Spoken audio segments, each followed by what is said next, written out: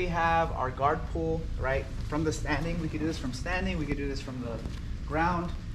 He has a collar grip. I grab the sleeve, grab the collar.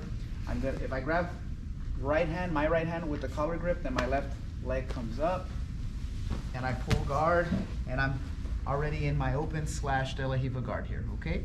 So everything is good here. A lot of times, however, I might have trouble doing sit-up.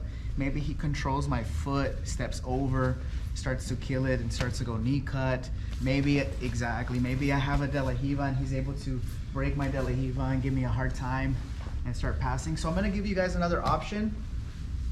Okay, move this way a little bit. So from here, wherever we are, I like sleeve grip, collar grip. I can also go pant, collar.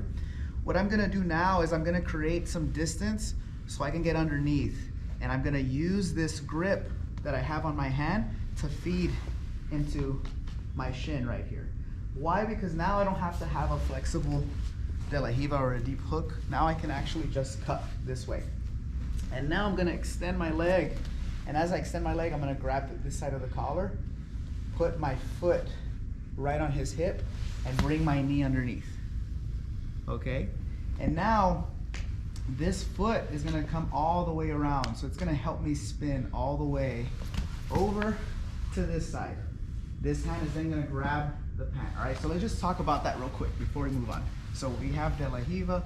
I scoop underneath, I cut my shin, foot on the hip, and bring my knee. That's all I'm doing. It looks more complicated than it really is. Okay, so now I'm underneath. This hand can grab the collar. Sometimes you can gable grip behind the calf. And now this foot hooks right behind his hamstring. Okay, now I can grab the pant, the belt, and look, I'm gonna release this grip that I had, release my foot, circle all the way back, and start hooking to the back here. Grab, pull, and get his back.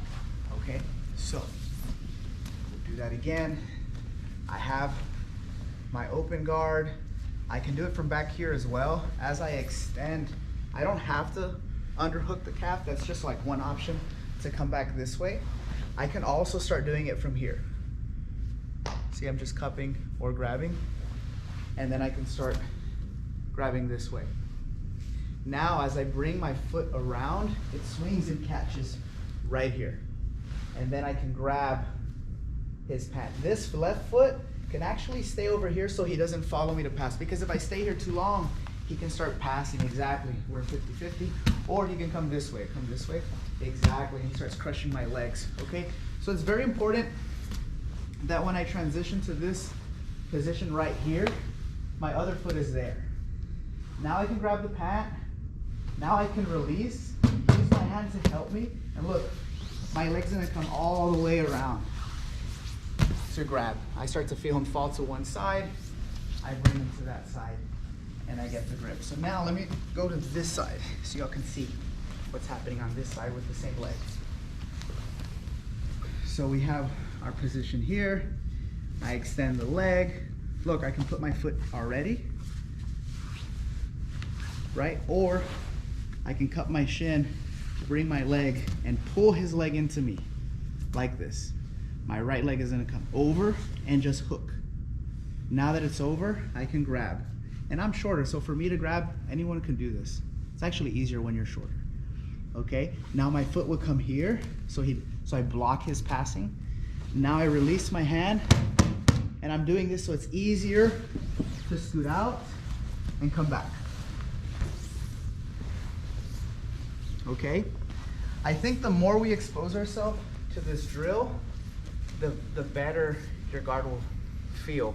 Because instead of working, I mean, we can still work our sit-up, our De La Riva, our open guard. Now we can use that K guard to really position around. And when you guys go no-gi, you'll have really good entrances to leg locks. Here I still have the leg lock, but because gi usually doesn't let you do heel hooks, I kind of limit myself to just back takes. I can still do calf slicers along with back takes, maybe knee bars, toe holds. I could enter 50-50, but you're gonna find more success with the back, okay? Because the person's gonna resist. Unless he sweeps himself, then you just come up. So that's another like common scenario. You go for it, he doesn't fight, he kind of just retreats, you come up for the sweep, get your 2 points, and at least you start passing. But naturally they want to resist and fight. So one more time. A lot of times too, guys, I'll suck in this leg really tight, so it's very hard to pass. And then look how quick I transition. 1, 2. So this is already here. This is helping me like really glue my body to his leg. Now it's gonna kind of prevent me from getting the back, so I have to release and grab. Okay, and now look, I'm gonna release, use my leg to scoot out. Some people like to cross here, which is fine. You'll see this in like more competitors, modern jiu-jitsu. Or you can go straight to this. If I hook, it's still the same. Like the reason, come back real quick. The reason they hook is so that way if they try to move, you follow their back. And then this hand will grab the pant. So now they'll pull and then it'll come here. And then they'll grab your back. So you see those details? You don't have to do that here, but expose yourself to this technique. Even if you don't feel great with it, you're learning it now, and then you'll build layers on it later. Okay? Any questions, guys? All right, let's do it. 1, 2, 3.